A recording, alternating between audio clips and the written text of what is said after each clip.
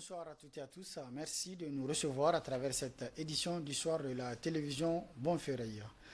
Lors d'une rencontre samedi dernier entre le ministre en charge du commerce et les opérateurs économiques, il a été décidé de la fixation du prix du sac de riz de 25 kg à 13 500 francs CFA. La population nigérienne a fustigé cette annonce. Constat signé Echatou Mamadou et Siraj Mamadou. A mené le sac à 13 601 francs.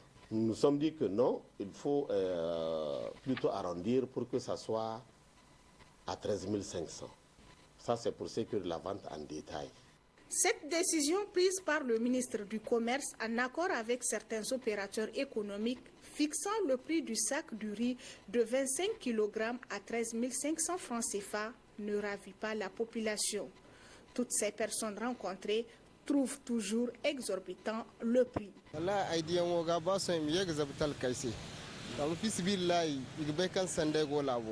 Jusqu'à présent, ils doivent revoir le prix. La marge de 2000 francs est beaucoup pour les pauvres.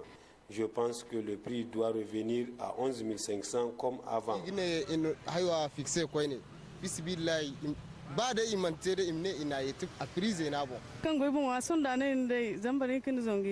Je viens d'acheter ce sac à 13 500 francs CFA. C'est pas bien du tout. Avant, nous payons le sac de 25 kg à 11 500 voire 9 000 francs CFA. Le sac de riz doit être accessible à 11 500. Nous sommes contre toute autre augmentation. Tout comme ces citoyens, l'Association pour la promotion et la diffusion des droits des consommateurs du Niger, APDCN Saouki, fustige cette décision qu'il considère contraire aux textes réglementaires. Les textes ont tout prévu. Les textes ont prévu tout ce qui est en train de se passer ici, là, présentement. Donc c'est justement au ministre du Commerce de prendre ses responsabilités, de faire travailler ces agents. Donc un importateur qui amène du riz, ou bien quel que soit le produit, on lui prend ses dossiers, on fait le calcul de prix de revient. C'est sur ce prix de revient qu'on doit faire une marge bénéficiaire. Notre premier objectif, c'est la disponibilité d'abord du produit sur le marché. Après la disponibilité, maintenant on va voir les prix. Un prix juste, c'est ça notre credo. Un prix juste. C'est-à-dire que le commerçant, on ne va pas le léser et il ne va pas léser le consommateur. Face à cette situation sur la fixation des prix du riz, ces citoyens interrogés proposent aux autorités des pistes de solutions. J'appelle les autorités à importer eux-mêmes le riz, puis revendre aux populations à un prix raisonnable dans les différents quartiers, à 10 000 francs, et on peut s'en sortir.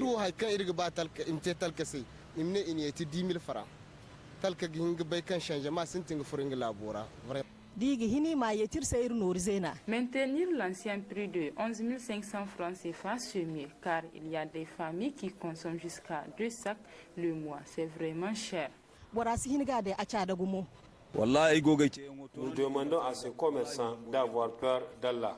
De 11 500 francs CFA, le prix du riz du 5% brisure du sac de 25 kg, il y a de cela quelques semaines, le prix de cette denrée très prisée dans les foyers nigériens a connu quelques mutations, avec une hausse allant de 17 000 francs CFA, voire 18 000.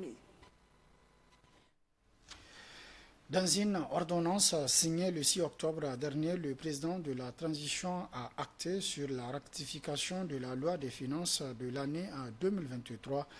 En tout cas, c'est pour tenir compte des ajustements induits par les événements du 26 juillet dernier, mais aussi les sanctions de la CEDEAO. Explication avec Ousseina Hassoumi.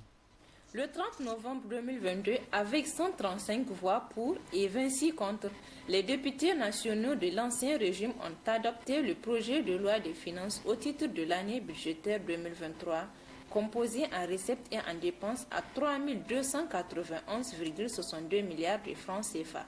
Au terme de nos travaux, le projet de budget que nous soumettons à votre examen est arrêté à 3 928,28 milliards en autorisation d'engagement et 3 291,62 milliards en crédit de paiement. Ce projet, qui touche 88 articles du Code général des impôts, contient 27 mesures nouvelles en fiscalité inférieure et 5 mesures nouvelles en fiscalité de force.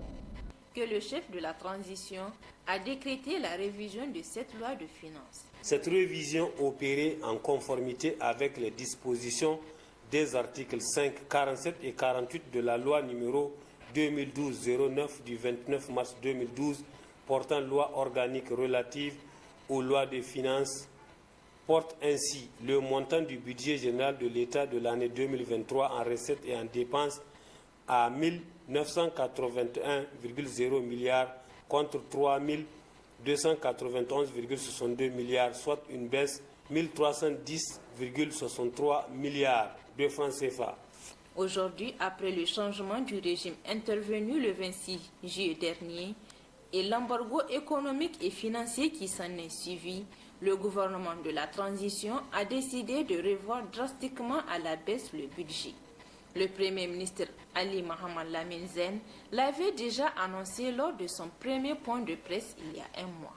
La première, c'est la loi de finances rectificative qui est en gestation pour intégrer les nouveaux besoins, faire partir tout ce qui est superfétatoire et évidemment, dans le même temps, préparer la loi de finances 2024.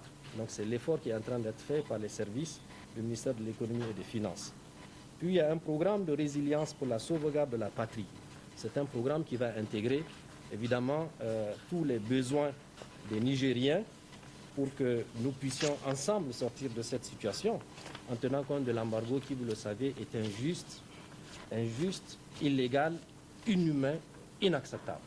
Cette révision tient compte des priorités, enjeux et contraintes du moment et la difficulté pour l'État de mobiliser les ressources dues aux effets des sanctions et de la suspension de certains appuis budgétaires des partenaires techniques et financiers et l'économie nigérienne étouffée par le stock de l'endettement estimé à 5 200 milliards de francs CFA. 25 prévenus à la barre depuis ce matin, et c'est là dans le cadre de la première session au titre de l'année 2023 des assises du pôle économique en matière criminelle. 12 dossiers portant détournement des deniers publics des agents de la fonction publique. Faisons le point avec Balma Bourema et Rabilabou. Durant une semaine, 12 dossiers impliquant 25 personnes seront traités au cours de cette première session de la Chambre des jugements du pôle économique et financier en matière criminelle. Selon le procureur général près de la cour d'appel de Niamey, l'essentiel des chefs d'accusation tourne autour du détournement du denier public. Il s'agit des atteintes au patrimoine de l'État, de l'appropriation à des fins personnelles des biens appartenant à sa communauté, de son seul enrichissement au détriment de sa communauté, d'être une partie de la cause de la privation à sa communauté de certaines communautés de vie du fait de la dissipation des moyens qui doivent le permettre.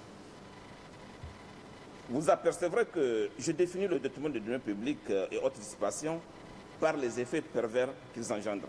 Une session tant attendue par les détenus, certains ont passé plus de 10 ans de détention préventive, a estimé le procureur général.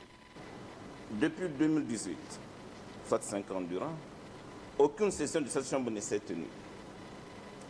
Il est évident que l'attente a été longue, ce qui conduit à une certaine appréhension sur le délai de traitement des affaires judiciaires. Dans son intervention, le bâtonnier de l'Ordre des avocats du Niger a dénoncé cette attente, mais aussi le manque de moyens pour la justice nigérienne. Il nous faut donc agir, magistrats, avocats, dans le sens de la protection des citoyens en constituant une force de proposition des réformes pénales permettant plus de célérité dans l'œuvre de justice. Je sais que votre juridiction doit connaître des défis, des délits ou crimes économiques.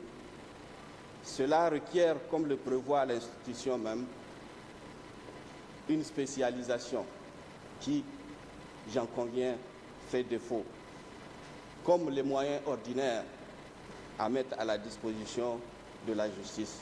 Durant une semaine, les prévenus seront fixés sur leur sort.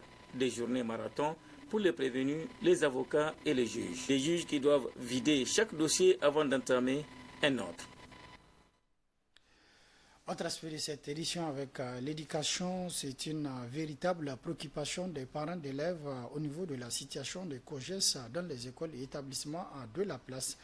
Plusieurs irrégularités émanant donc au niveau de la gestion des COJES et la ministre en charge de l'éducation nationale a décidé de prendre toutes ses responsabilités pour mettre fin à cette situation des COJES dans les écoles. D'autres précisions dans ce reportage. C'est pour mettre fin au désordre et à la pagaille dans les écoles et établissements scolaires dans la gestion des COJES que la ministre en charge de l'éducation nationale, à travers cette lettre, décide de l'arrêt de toute autre cotisation parallèle par certains COJES et responsables d'école.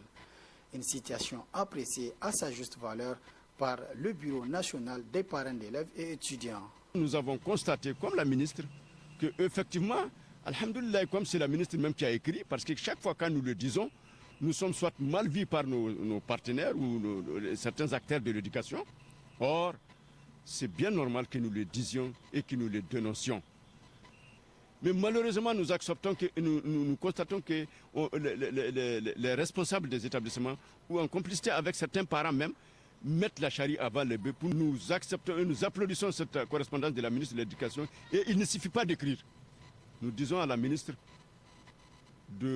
d'envoyer une inspection ou une équipe pour enquêter et vous allez constater des établissements qui l'ont fait déjà. Dans cette démarche, les parents d'élèves, selon le président national, plusieurs actions de lutte contre cette pratique ont été menées.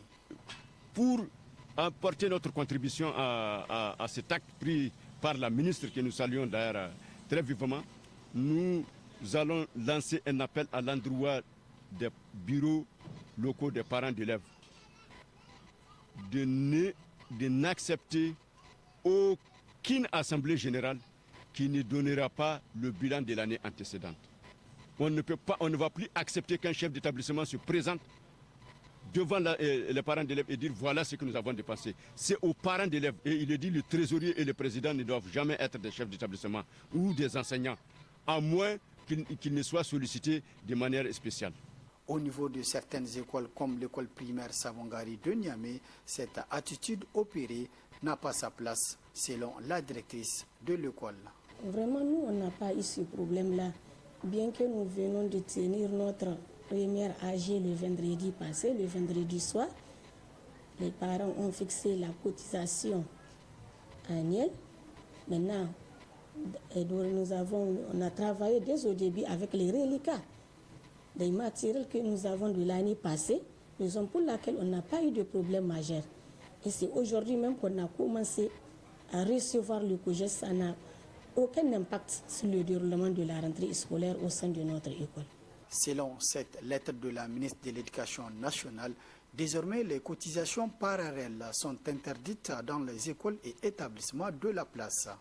Déjà, des instructions fermes ont été données aux services compétents afin de veiller sur la question. Il est également demandé aux partenaires d'appui dans les écoles de faire la situation de leur appui pour davantage contrôler et avoir une situation claire de tous les appuis des partenaires.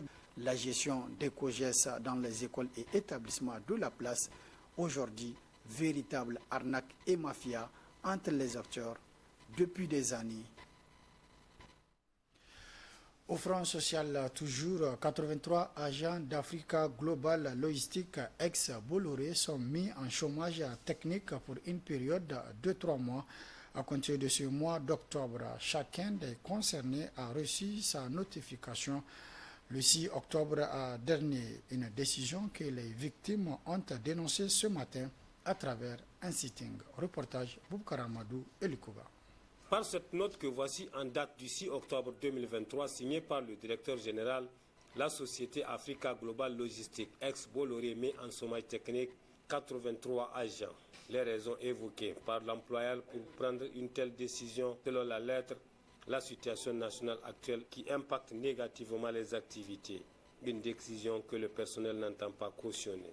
Le vendredi 6 octobre, peu avant la prière de Juma, Les employés du groupe Bolloré ont été mis en chômage technique par la direction avec prise à effet immédiat, plus de 95%. Cette même direction, qui se croyait au-dessus de toutes les lois, a décidé de mettre les familles entières en situation de précarité sans aucun délai de préavis. Chaque employé concerné a reçu le 6/10/2023 une lettre le notifiant de sa mise en chômage technique le jour même, en mettant en avant les problèmes financiers de la société depuis la fermeture des frontières. Tout en sachant que les résultats financiers de la société ont été tellement excellents de 2019 jusqu'en 2023 avant le coup d'État. Pire encore, cette décision, selon le délégué du personnel, n'a pas tenu compte de certains impératifs. Même expatriés dont le train de vie revient nettement plus cher à la société que le salaire réuni de tous nos frères nigériens employés par la société. Des villas de location, plus de 1 million de francs CFA, les charges tournent autour de 9 millions par mois à la société. Les responsables des ressources humaines du groupe Bolloré n'ont pas été associés dans la mise en place de ce chômage technique. Elle a été complètement mise à l'écart, elle-même mise en chômage technique. En plus, toutes les femmes de la société ont été mises en chômage technique, excepté 2 femmes sur un total de 25. Pourquoi un tel acte de discrimination? Le personnel lance un vibrant appel à l'endroit des autorités compétentes à prendre la question à bras le corps et trouver une suite favorable à ce sujet de préoccupation majeure pour le personnel de la société. Du sport également dans ce journal, Jean-Michel Cavalli n'est plus sélectionneur national du MENA du Niger. Depuis le 30 septembre dernier, la FENIFOOT a décidé de ne pas renouveler le contrat du technicien français. L'intérim sera assuré par le sélectionneur adjoint Zakari Yaou Ibrahim. Le technicien nigérien a animé sa première conférence de presse ce lundi au siège de la FENIFOOT afin de dévoiler sa première liste de joueurs présélectionnés pour la journée FIFA rencontre contre la Somalie et la Libye au Maroc. Ablazi Mamadou et Ablaziz Jibrila. La non-qualification du Niger à la CAN Côte d'Ivoire 2024 a emporté avec elle le sélectionneur Jean-Michel Cavalli. En effet, la FENIFOOT a décidé de ne pas renouveler le contrat du CR Cavalli, arrivé à son terme le 30 septembre 2023, mais de nommer un intérimaire à la tête du MENA. Donc, le comité exécutif a décidé d'introniser le coach Zakaria Ibrahim, que vous connaissez parfaitement. Il était déjà sélectionneur national adjoint. Donc nous sommes restés dans la continuité, en l'intronisant comme le patron désormais de la barque technique du MENA. Bon, Zakaria Ibrahim, je ne vous le présente pas, vous le connaissez parfaitement, c'est un homme du Sérail, c'est un homme de la direction technique nationale, c'est un entraîneur qui a fait ses classes au niveau des différents clubs du Niger. Rappelez-vous aussi qu'il était à la tête de l'USGN quand ils ont fait ce mémorable parcours en phase finale de Coupe de la Confédération, bref, et sans oublier cerise sur le gâteau, la qualification pour la CAN U23 au Maroc, où il était évidemment le sélectionneur national des U23. Et j'ai un logiciel qui me permet effectivement de suivre les joueurs, vraiment pas à pas de leur club. Et chaque journée, donc, on saura désormais chaque joueur qui joue ou qui ne joue pas. Si tu ne joues pas, tu ne mérites pas la sélection. Tu joues, tu es performant, tu mérites la sélection. Et même en sélection, nous allons mettre cette concurrence-là saine au sein du groupe. Parce que je crois que l'histoire de clan et autres là, il faut que ça cesse. Ça cesse parce que on joue pour un seul pays qui est le Niger. Zakaria Ibrahim a dévoilé sa première liste en vue de la fenêtre FIFA d'octobre 2023. 3 gardiens de but, 9 défenseurs, 6 milieux de terrain et 6 attaquants. Jean Van Atelhoven, Naïm, Jibril Kassali, Tanja, Abibullah Henkoy. Pour les défenseurs centraux, nous avons Katkore Bourema, Jibril Mossi qui joue en Croatie, Massoudi Salifou, Aboukarim Doudou, Seydine, Mohamed Ndiaye, et nouveau, donc qui joue en Finlande. Latéraux droit, nous avons Najib Yakoubou, Hassan Seydou, Abdelrahim Bonkano et Ibrahim Adamouzato qui joue en Moldavie. Donc pour les milieux de terrain, Ousmane Diabaté, Darankoum qui joue en Moldavie à Tiraspol, Salim en Italie à Sassuolo, Ousseïd Barmassi, Mustafa Sabo qui joue en Belgique, Ismaël Mahamoud qui joue en Espagne à Grenada. Donc pour les attaquants, nous avons Haini Koy, Mohamed Wonkoy à Ouroya en Guinée-Conakry, Djibril Goumey en Irak, Al-Kairou Mustafa qui joue toujours au Mexique, Ibrahim Jibril Issa en Azerbaïdjan et enfin Koita Seibou à Oman, Oman's Club. On note les absences du capitaine Youssouf Oumarou Alio, Daniel Sosa pour faute de blessure et de Mohamed Ali pour des raisons de famille. Cette combinaison des U23 et des cadres du MENA a pour objectif de redonner le sourire aux supporters du MENA en ce nouvel élan. Premier test ce 14 octobre contre la Somalie et le 17 octobre prochain contre la Libye pour le compte de la journée FIFA. C'est la fin de cette édition. Merci de l'avoir suivi à toutes et à tous. Prochain rendez-vous de la rédaction demain, Inch'Allah, à partir de 12h30. Mais dans quelques instants, vous suivrez la rediffusion de votre émission Presse Plus avec Abdelrahman Inoussa Issa. Très bonne réception. Au revoir.